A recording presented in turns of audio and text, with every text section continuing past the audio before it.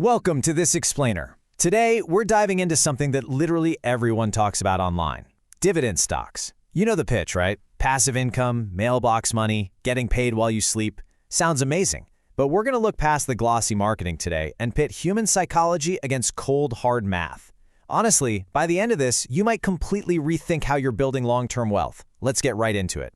So, which strategy actually builds more wealth over 30 years? To answer this, we're going to run a little documentary-style case study with two guys, Jake and Marcus. Now, to keep this totally fair, both guys are 30 years old, they make 75 grand a year, and they both want to retire comfortably using a standard brokerage account. They're also super disciplined. They are both investing exactly $1,000 a month for the next 30 years. Literally, the only difference between them, the strategy they choose. Okay, let's dive into this. Jake goes all in on an active, yield-focused portfolio. He's taking his $1,000 a month and buying dividend aristocrats, the steady giants like Coke and Johnson & Johnson. He's also mixing in high-yield ETFs like SCHD and JPI, plus some REITs, aiming for about a 4% yield. It feels super strategic, right? He gets actual cash flow. Then there's Marcus. Marcus's strategy is almost embarrassingly simple. He just buys VOO, Vanguard's S&P 500 index fund. That's it, the whole shebang. He buys the entire US stock market every single month and totally walks away. No stock picking, no tracking yields, just pure accumulation. Now let's look at the first 5 years, the accumulation phase. Man, Jake feels like he is absolutely crushing it. Year 1, he gets $480 in dividends. Year 2, a cool 1,000. By year 5, his portfolio is kicking out almost $2,800 a year in pure cash. It feels incredible. He's got tangible proof his system is working. Meanwhile, Marcus? He's literally just watching a number go up on a screen. Sure, by year 5, his VOO is worth around $73,000, but there's no quarterly check, no little dopamine hit of cash hitting the account. On every emotional scoreboard out there, Jake definitely feels like he's winning the game. But, well, here's the massive catch. Feelings and math are two completely different things, and Jake's passive income illusion, it's hiding a massive mathematical cost. What he doesn't realize is that every single dividend payment is taxable income the very year it's paid, even if he just reinvests it right away. More importantly, that cash isn't just magic free money appearing out of thin air. The math is about to totally expose every assumption Jake has made. To really get this, we gotta talk about something called dividend irrelevance.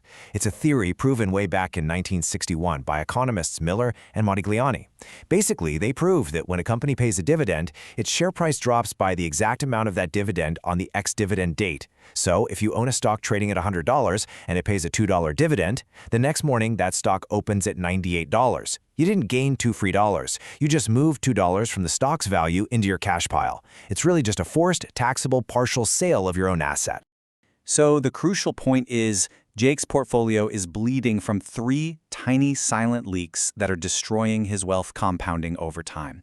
First up is the tax drag. Paying taxes on those dividends every single year shaves off about 0.5% to a full 1% in annual returns. Second, the return drag. Historically, dividend-heavy strategies return about 9% annualized, while the broader S&P 500 pushes closer to 10%. And finally, the expense ratio gap. Jake's fancy specialized ETFs charge fees between 0.06% and 0.35%, while Marcus is paying a microscopic 0.03% for his simple index fund. Now you might be thinking, come on, fractions of a percent, that's nothing. But on a 30-year compounding timeline, there's literally no way around it. They are devastating.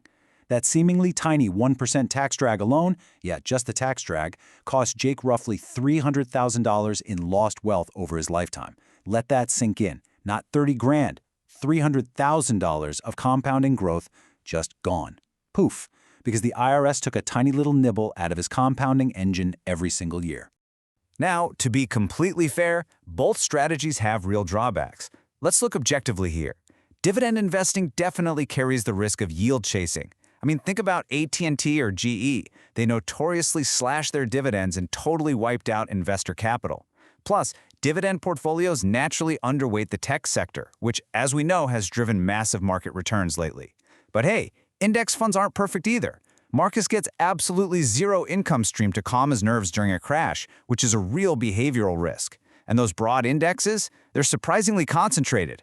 A huge chunk of Marcus's money is heavily tied up in just a few mega-cap tech stocks like Apple and Nvidia.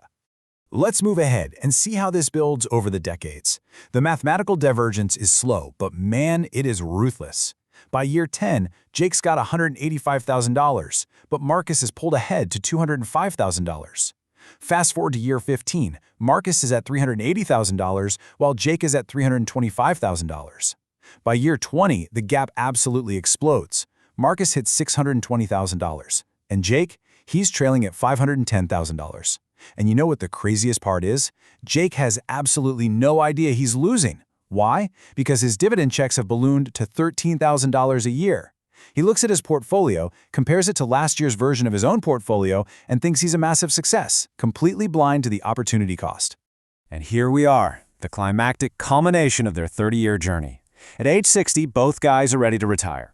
Marcus, who basically did nothing but buy a boring index fund and let it compound without interruption, finishes with roughly $1.78 million. Wow.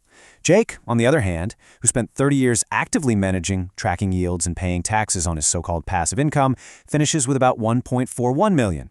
Marcus's total return just completely and utterly dwarfs Jake's portfolio. That is a staggering $370,000 shortfall. I mean, Jake essentially left a fully paid-off house on the table, all because he was chasing the psychological comfort of a quarterly check. And the wildest part is, he never even noticed it slipping away. It just vanished, one tiny fraction of a percent at a time, month after month, for 360 months.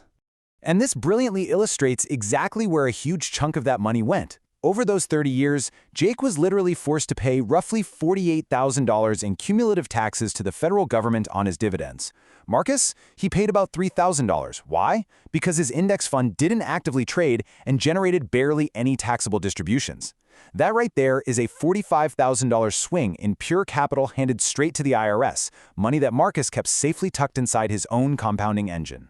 Actually, scratch that. You might be thinking, doesn't Jake win in retirement since he never has to sell his shares? Well, let's run the numbers. At age 65, they both need $50,000 a year to live. Jake's portfolio throws off $56,000 in dividends. Sounds amazing, right? Except he owes $6,000 to $8,000 in federal taxes on it, whether he actually wants to spend all that income or not. Marcus, meanwhile, has to sell $50,000 worth of shares. But here's the secret. Marcus controls his capital gains. Out of that $50K, maybe only $40K is actual gain. And since the 0% long-term capital gains bracket for single filers goes up to over $48,000, Marcus pays practically $0 in federal tax. Same lifestyle, vastly different tax bill. And the final blow comes at the very end of the line. If Marcus passes away and leaves his index funds to his kids, they get something called a step-up in basis. This is an incredible tax code provision that resets the asset's cost basis to whatever its value is on the exact date of death. All those decades of Marcus's unrealized capital gains? Completely wiped clean. His heirs owe zero capital gains tax, but Jake's portfolio? It was taxed every single year he was alive. There's just no recovering that lost capital for his heirs. Now, what's really interesting about this slide is that it hands us the actionable total return playbook. Look, dividend stocks aren't inherently evil. They're just put in the wrong accounts by most people. Step 1, build your core wealth using low-cost index funds inside your taxable accounts. That gives you maximum tax efficiency and growth. Step 2, if you absolutely love the psychology and feel of dividend stocks, put them inside a tax-free Roth IRA. Boom, the tax drag completely disappears. In step 3, as you get closer to retirement, you can absolutely shift a portion of your portfolio over to dividend stocks for income stability. Just use it as a complement, not a total replacement. So, I'll leave you with this final provocative thought. The real trap here is being told that passive income is the ultimate goal, when mathematically, total return is what actually matters. Dividends are not free money. It's literally your own share value handed back to you with a nice little tax bill attached. Every dollar of dividend income costs you something in taxes and lost compounding power. So take a hard look at your own portfolio. Are you letting the comforting illusion of passive income cost you hundreds of thousands of dollars in real wealth? Thanks so much for joining me on this explainer, and I really hope this breakdown empowers you to go out and optimize your own strategy.